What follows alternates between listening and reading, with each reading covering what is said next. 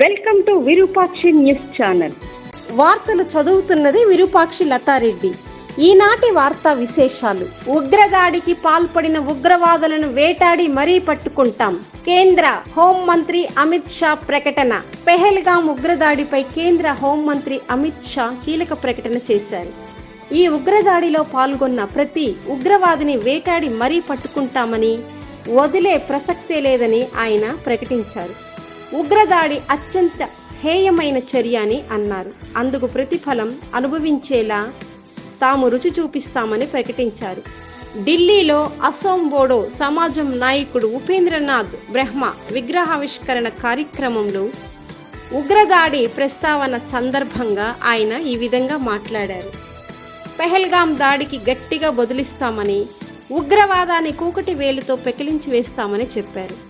ఇది మోడీ ప్రభుత్వమని, ఉగ్రదాడికి పాల్పడిన వారెవ్వరూ తప్పించుకోలేరని కేంద్ర హోంశాఖ మంత్రి అమిత్ షా స్పష్టం చేశారు. ఈ పోరాటంలో భారతీయులే కాదు, ప్రపంచమంతా భారత్తో నిలబడి పోరాడుతుందని అన్నారు. ప్రభుత్వం ఉగ్రవాదులపై బలంగా పోరాడుతుందని పేర్కొంటూ, మన పౌరుల ప్రాణాలు బలిగొని ఉగ్రవాదులు యుద్ధంలో విజయం సాధించామనుకుంటే అది పొరపాటేనని చెప్పారు. ఉగ్రవాదం నిర్మూలించే వరకు తమ పోరాటం కొనసాగుతూనే ఉంటుందని తేల్చి చెప్పారు. ఈ దుశ్చర్యకు పాల్పడ్డ వారికి తప్పనిసరిగా శిక్ష పడుతుందని ఈ సందర్భంగా ఆయన స్పష్టం చేశారు.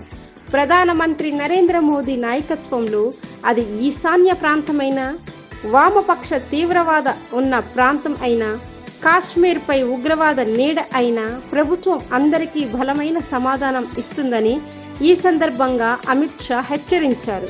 ఎవరినీ వదిలిపెట్టబోమని, దేశంలోని ప్రతి అంగుళం నుంచి ఉగ్రవాదాన్ని నిర్మూలించాలని సంకల్పించినట్లు ఆయన ఈ సందర్భంగా పేర్కొన్నారు.